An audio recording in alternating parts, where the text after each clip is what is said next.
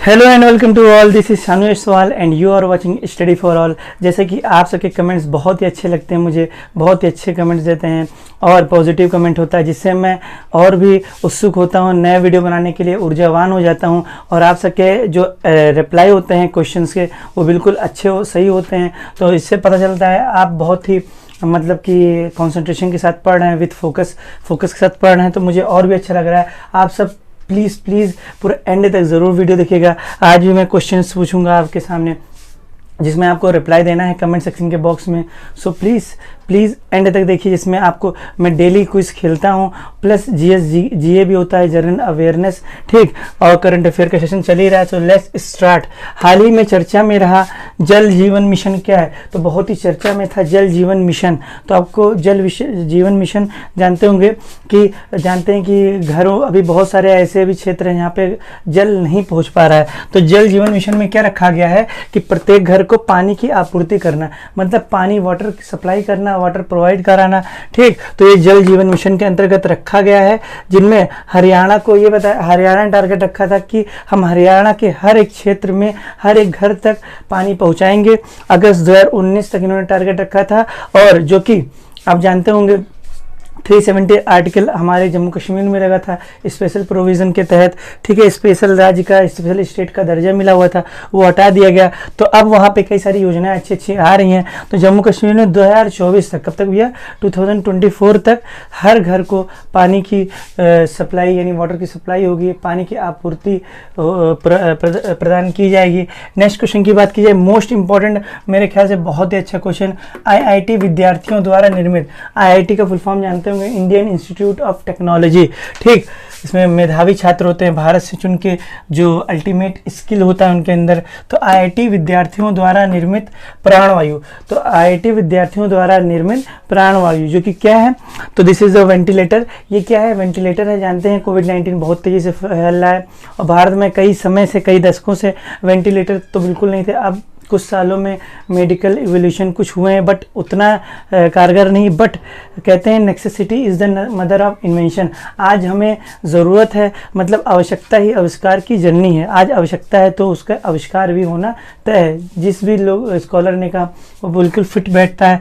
तो ये प्राणवायु जो कि वेंटिलेटर है, तो जानते हैं कोविड-19 में ऑक्सीजन लेवल 40 to 50 हो जाता है, जबकि होना चाहिए 90 to 95, यानी 92 अच्छा माना जाता है, 94 अच्छा माना जाता है, लेकिन 40 to 50 हो जाता है। तब उस कंडीशन में उसको प्रॉपर वे से ऑक्सीजन का सैचुरेशन लेवल सही हो, तो उसे वेंटिलेटर में मतलब कि ऑक्सीजन दिया जाता है, जिससे उसका ऑक्सीजन का सैचुरेशन लेवल मेंटेन रहे। सो जब क्रिटिकल कंडीशन होता है तभी वेंटिलेटर दिया जाता है। तो ध्यान से देखिएगा।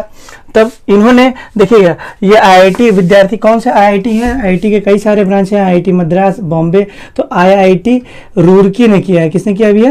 ये बनाया है आईआईटी रुड़की ने किया है, आईआईटी रुड़की। और ये किसके साथ मिलकर बनाया है? तो association with AIIMS Rishikesh. AIIMS का फुल फॉर्म जानते होंगे, ऑल इंडिया मेडिकल साइंसेस होता है। बहुत ही सबसे ज़बरदस्त, हमारे पूरे इंडिया के टॉप लेवल के डॉक्टर यहाँ पे स्थित होते हैं। तो एसोसिएशन विथ एम्स बहुत जगह है, तो ध्यान दीजिएगा। तो ऋषिकेश आप जान ही रहे होंगे, ऋषिकेश कहाँ है? तो ऋषिकेश जो हमारा जानते हैं, ऋषिकेश लॉर्ड शिवा को डिनोट किया जाता है। तो आप जानते होंगे शिवा का मतलब कि कहते हैं कि लॉर्ड शिवा यानी शंकर भगवान जी का घर कहाँ है? उत्तराखंड में। तो ये कहाँ पे स्थित होगा भैया? एम्स ऋषिकेश कहाँ स्थित है? उत्तराखंड में। और आईआईटी रुड़की भी कहाँ स्थित है? उत्तराखंड में स्थित है। तो इन दोनों ने एसोसिएट किया, आईआईटी रुड़की ने और एम्स ऋषिकेश ने, जो कि उत्तराखंड में दोनों स्थित है ये ब्रांच। तो इन्होंने बहुत ही सस्ता, बहुत ही चीपर है, लगभग बहुत ही सस्ता 25,000 का ये वेंटिलेटर तैयार किया। और ये खास तौर से आप जानेंगे, ये पोर्टेबल वेंटिलेटर है। क्या भैया? पोर्टेबल वेंटिलेटर है, मतलब इसे आप इजीली फोल्ड करके कहीं भी ले जा सकते हैं जब ज़रूरत हो, कहीं और क्षेत्र में, कहीं और हॉस्पिटल्स में। तो ये मात्र 25,000 का ये वेंटिलेटर बनाया गया है, जो कि ईजिली है, पोर्टेबल है। तो इतना उम्मीद करता हूँ समझ में आ रहा होगा आपको। अब नेक्स्ट क्वेश्चन की बात की जाए कि हाल ही में टीवीएस समूह और सुंदरम मेडिकल फाउंडेशन ने मिलकर टीवीएस समूह, जानते होंगे टीवीएस बाइक, वो जो बाइक मतलब ऑटोमोबाइल पार्ट से संबंधित काम करती है, और सुंदरम मेडिकल फाउंडेशन ने मिलकर द सुंदरम वेंटागो नाम का श्वसन यंत्र विकसित किया है, यानी रेस्पिरेटरी डिवाइस, एक मशीन रेस्पिरेटरी डिवाइस मतलब कि मशीन डेवलप की है। तो ये किसने किया है? आईआईटी मद्रास। तो ध्यान से देखिएगा, टीवीएस समूह और सुंदरम मेडिकल फाउंडेशन ने मिलकर इन्होंने इस पर जो पैसा दिया, क्या दिया भैया? पैसा दिया कि ये जो रेस्पिरेटरी डिवाइस है, मशीन है, ये इसको डेवलप किया जा सके, किसके द्वारा? आईआईटी मद्रास के द्वारा। उसका नाम क्या रखा गया? द सुंदरम वेंटागो। तो उम्मीद करता हूँ समझ में आ रहा होगा। अच्छा, क्वेश्चन पूछाएगा, वित्त मंत्री निर्मला सीतारमण के द्वारा कोविड-19 से लड़ने हेतु जारी पैकेज को किस अभियान के तहत अंतर्गत जोड़ा गया? मतलब कोविड-19 के तहत अभी जानते होंगे प्रधानमंत्री मोदी जी के द्वारा अनाउंस किया है कि जो राहत है 10 लाख करोड़ जो दिया जाएगा राहत पैकेज, तो वो उसका अनाउंसमेंट कौन करेगी? हमारी फाइनेंशियल मिनिस्टर निर्मला सीतारमण जी करेंगी। तो इन्होंने ये जो अभियान किया गया, तो इसके अंतर्गत कौन सा अभियान जोड़ा? आत्मनिर्भर भारत अभियान, इंडिपेंडेंट इंडिया मिशन, ये जोड़ा इन्होंने हमारी माननीय फाइनेंशियल मिनिस्टर निर्मला सीतारमण ने। तो आपको बताना है, अभी पीएम के 5वां संबोधन था। पीएम का कौन सा संबोधन था भैया? 5वां संबोधन था। कौन सा था? 5वां संबोधन था, जिनमें उन्होंने पीएम जी का 5वां जो संबोधन था, इनमें उन्होंने 5 वर्ड का मतलब 5 वर्ड्स का इन्होंने वो भी दिया था, 5 वर्ड्स को इन्होंने डिनोट भी किया था। उसका नाम क्या है? तो ये जो आत्मनिर्भर भारत अभियान चलाया गया, आत्मनिर्भर भारत है, इंडिपेंडेंट हो हम सब अब, ठीक। तो ये जो मिशन चलाया गया, इसमें जब कोविड-19 के लिए उन्होंने पीएम मोदी जी ने 5वां संबोधन दिया, तो उन्होंने 5 वर्ड्स कौन से दिए? तो ये आपको कमेंट सेक्शन के बॉक्स में बताना है, आपको रिप्लाई देना है कि वो 5 वर्ड्स कौन से हैं। साथ साथ आपको बताना है, क्या बताना है कि निर्मला सीतारमण जी किस नंबर की वित्त मंत्री हुई है भारत की? तो किस नंबर की क्या फाइनेंस मिनिस्टर मतलब वित्त मंत्री इस बार चुनी गई हैं? तो कितने नंबर की फाइनेंस मिनिस्टर हैं इंडिया की? हमारे निर्मला सीतारमण जी। तो जानते होंगे। नेक्स्ट क्वेश्चन की बात की जाए, हाल ही में चैंपियन पोर्टल किस मिनिस्ट्री यानी किस मंत्रालय द्वारा लॉन्च किया गया? तो जानते होंगे चैंपियंस पोर्टल, जो कि जानते हैं सबसे ज़्यादा झटका, सबसे ज़्यादा हमें जो इकोनॉमी बैलेंस करता है हमारे सभी सेक्टर मतलब कि हमारे पूरे ओवरऑल इंडिया में, नेशन में। तो माइक्रो स्मॉल मीडियम इंटरप्राइजेज, यानी एम मतलब माइक्रो, एस मतलब small, M for medium and E for enterprises. तो सूक्ष्म लघु मध्यम उद्योग मंत्रालय, सूक्ष्म मतलब माइक्रो, लघु मतलब स्मॉल, मध्यम मतलब मीडियम, और ई फॉर इंटरप्राइजेज मतलब उद्योग। सबसे ज़्यादा ये हमें क्या देता है? हमें सबसे ज़्यादा क्या प्रदान करता है? इकोनॉमी मेंटेन रखता है पूरे इंडिया में। तो सबसे ज़्यादा इस बार इसी को झटका लगा है, पूरी तरह से इंडस्ट्री बंद है। तो इनके लिए चैंपियंस पोर्टल दिया गया है, किस मंत्रालय द्वारा दिया गया है? तो सूक्ष्म लघु व मध्यम उद्योग मंत्रालय, यानी MSME, micro small medium enterprises. तो उम्मीद करता हूँ समझ में आ रहा होगा। तो आपको बताना है इस मंत्रालय के मंत्री कौन है, मिनिस्टर कौन है, माइक्रो स्मॉल मीडियम इंटरप्राइजेस के मिनिस्टर कौन है? Who is the minister of micro small medium enterprises, यानी सूक्ष्म लघु व मध्यम उद्योग मंत्रालय के मंत्री यानी मिनिस्टर कौन है? तो ये आपको भी कमेंट सेक्शन के बॉक्स में इसका रिप्लाई देना है। नेक्स्ट क्वेश्चन की बात करूं कि आरोग्य सेतु ऐप, जो कि बहुत ही अच्छा है, कोविड-19 पेशेंट को डिटेक्ट करता है। आसपास में जो डेंजर जोन से हम अगर है, आसपास में अगर कोई अगर इस जोन में अगर कोई व्यक्ति है एज अ कोविड-19 पेशेंट है, तो वो रिकग्नाइज करके आपको डिटेक्ट करता है, बताता है। बहुत ही अच्छा तारीफ किया गया है सभी के द्वारा, बहुत इंटरनेशनली इसकी तारीफ हो रही है। तो ध्यान से देखिएगा, आरोग्य सेतु ऐप के नए दिशा निर्देशों के अनुसार किसी व्यक्ति का अधिकतम डेटा रखा जाएगा। जैसे हमने उसको ऐप को डाउनलोड किया तो ठीक रखा, सिक्योरिटी के लिए, सिक्योरिटी के पर्पज़ से, उद्देश्य से। तो जानते होंगे अभी बहुत सारा विवाद खड़ा उठा था कि राइट टू प्राइवेसी का ये हमारा एक्सप्लॉयटेशन हो रहा है, मतलब कि हनन हो रहा है, ठीक, शोषण हो रहा है, मतलब कि सरकार के पास आएंगे। तो देखिए उसका कोई वो नहीं है, इसमें हमें बचना है कोविड-19 मतलब कोरोना वायरस डिसीज से। सो ये ऐसा नहीं है, हर चीज़ का पॉजिटिव पहल भी होता है, उसमें नेगेटिव। इतने विश्व के सभी लोग हमारी सराहनीय कर रहे हैं आरोग्य सेतु ऐप का, तो ऐसा नहीं कहना चाहिए। तो इसमें जो डेटा रखा जाएगा इंडियन गवर्नमेंट ऑफ इंडिया के द्वारा, वो कितने दिन तक डेटा रखा जाएगा? 30×180 यानी 6 महीना, यानी 180 दिन तक आपका डेटा रहेगा। उसके बाद वो डेटा क्या कर देगा, फ्लश जैसे होता है वैसे हटा दिया जाएगा। आपको कोई डरने की ज़रूरत नहीं है, तुरंत आरोग्य सेतु ऐप इंस्टॉल कीजिए, बहुत ही अच्छा ऐप है।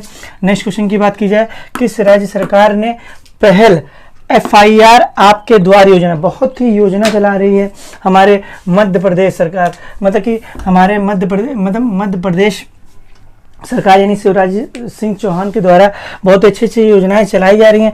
बट अच्छे से वर्क हो बस तभी अच्छी होती है, क्योंकि भारत में ऐसा ही होता है कि चलाई तो जाती हैं, पहली बात जागरूकता नहीं होती है, पब्लिक तक पहुंच नहीं पाती है। जो एडमिनिस्ट्रेटिव पावर है उनको अथॉरिटी उनको होना चाहिए कि वो भी पहुंचाए, और हमारा सिस्टम थोड़ा सा करप्ट होता है, तो पूरे लोगों को सवाल या निशान उनको इसका सामना करना पड़ता है ऐसे ऐसे सवालों का कि ग्राउंड लेवल पर आप कागजी लेवल तक होती है बट ग्राउंड लेवल तक नहीं होता है। बहुत सारे नहीं ऐसे सभी नहीं है बट कुछ कुछ होते हैं, फिर वो अंदर वाले सिस्टम जो खोखला है हमारा उसके कारण होता है। सो ठीक है, जो सबकी अपनी अपनी वो है। किस राज्य सरकार ने पहल FIR फर्स्ट इंफॉर्मेशन रिपोर्ट, इसे FIR फुल फॉर्म होता है आपके, इसका नाम क्या है, FIR आपके द्वार योजना की शुरुआत की है मध्य प्रदेश सरकार ने। अब पुलिस स्टेशन नहीं आना होगा, मतलब जानते हैं कोविड-19 का इस महामारी पेंडेमिक जो घोषित कर दिया गया है 11 मार्च को WHO के द्वारा। तो आप कोई जाए ना, आप एक कॉल कीजिए और आपके घर, जैसे आप जानते हैं डोमेस्टिक वायलेंस भी हो रहा है, तो जैसे घर में ही बहू के साथ, ठीक है, डोमेस्टिक वायलेंस या पति पत्नी के बीच, ठीक, तो वायलेंस जो हो रहा है, घरेलू हिंसा हो रहा है, तो अगर FIR फर्स्ट इंफॉर्मेशन रिपोर्ट दर्ज कराता है तो सीधा पुलिस के पास आपको पुलिस स्टेशन नहीं जाना पड़ेगा, पुलिस खुद आएगी कॉल करने पर। तो this is a very good project, मतलब अच्छा, sorry, this is a very good plan, मतलब योजना बहुत अच्छी है। नेक्स्ट क्वेश्चन की बात की जाए कि हाल ही में 21 देशों से भारतीयों को लाने के लिए दूसरा चरण 16 मई से 22 मई तक चलाया जाएगा। तो जानते होंगे बहुत ही अभी government of India, central government बहुत तेज़ी से एक्शन में है कि जो फंसे हैं भारतीय, बहुत ही जो परेशान है अब्रॉड, मतलब विश्व के अन्य देशों में, तो उनको भारत लाया जाए। तो इसके लिए कई सारे मिशन चलाया गया, जैसे कि उनमें से एक वंदे भारत अभियान, यानी वंदे भारत मिशन के अंतर्गत इसका दूसरा चरण चलने वाला है, जो 16 मई से 22 मई तक चलेगा। यानी 16 मई से 22 मई तक विदेश में जो भारतीय फंसे हैं उनको लाया जाएगा। किस मिशन के तहत? वंदे भारत अभियान यानी मिशन के अंतर्गत चलाया जाएगा। तो आपको बताना है पहला मिशन कब चलाया गया। आपको मैं इसको मिटा देता हूँ, पहला मिशन कब चलाया गया ये आपको बताना है। पहला मिशन कब चलाया गया, किस डेट को चलाया गया, ये आपको बताना है। किस डेट को चलाया गया और कहाँ कहाँ से लोग को बुलाया गया, कहाँ कहाँ से लोगों को किस देशों से भारत में लाया गया, तो ये आपको बताना है। नेक्स्ट क्वेश्चन की बात की जाए, UN द्वारा यानी यूनाइटेड नेशन ने 2020 को किस वर्ष के रूप में घोषित किया। यानी यूनाइटेड नेशन यानी UN के द्वारा, ठीक, संयुक्त राष्ट्र के द्वारा 2020 को किस वर्ष के रूप में घोषित किया गया, तो year of nurse and midwife. जानते हैं year of nurse and midwife, nurse day बनाया गया था भी जानते होंगे। तो मिडवाइफरी यानी जो डिलीवरी होती है, मिडवाइफरी उनसे रिलेटेड काम होता है, ठीक, समझ ही रहे होंगे आप। तो यूनाइटेड नेशन ने 2020 को किस वर्ष के रूप में घोषित किया, अनाउंस किया, year of nurse and midwife, जो कि बहुत अच्छा ये इसका थीम कह सकते हैं रखा गया है जो 2020 का UN द्वारा यानी यूनाइटेड नेशन द्वारा। नेक्स्ट क्वेश्चन, विश्व आर्थिक मंच, विश्व मतलब वर्ल्ड, आर्थिक मतलब इकोनॉमिक एंड मंच मतलब फोरम के वैश्विक ऊर्जा संकट यानी ग्लोबल एनर्जी ट्रांजिशन या ग्लोबल एनर्जी ट्रांजिशन ही बोलते हैं, संकट में भारत का स्थान क्या है। तो इस बार जो 2020 का वर्ल्ड इकोनॉमिक फोरम जो ये जारी करती है, इंट्रोड्यूस करती है कौन सा इंडेक्स, तो ग्लोबल एनर्जी ट्रांजिशन, जो वैश्विक ऊर्जा संकट में भारत का जो स्थान रखा गया इस बार, तो 74वां स्थान है। तो आपको कमेंट सेक्शन के बॉक्स में बताना है कि वैश्विक ऊर्जा संकट में यानी ग्लोबल एनर्जी ट्रांजिशन में पहला स्थान किस देश का है, चीन का कौन सा स्थान है ये मैंने पूछा है, और अंतिम स्थान पर कौन है, और भारत का पूर्व स्थान क्या था।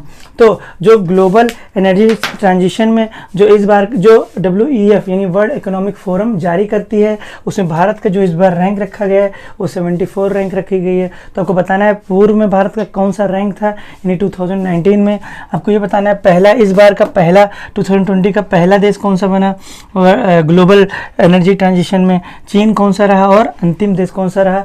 तो this is the end of the video. उम्मीद करता हूँ आप को बहुत ही अच्छा लगा होगा, बहुत सारा चीज़ जानने को मिला होगा। सो आप आंसर जरूर दीजिएगा, मैं वेट करूँगा। Thank you for watching and keep it up.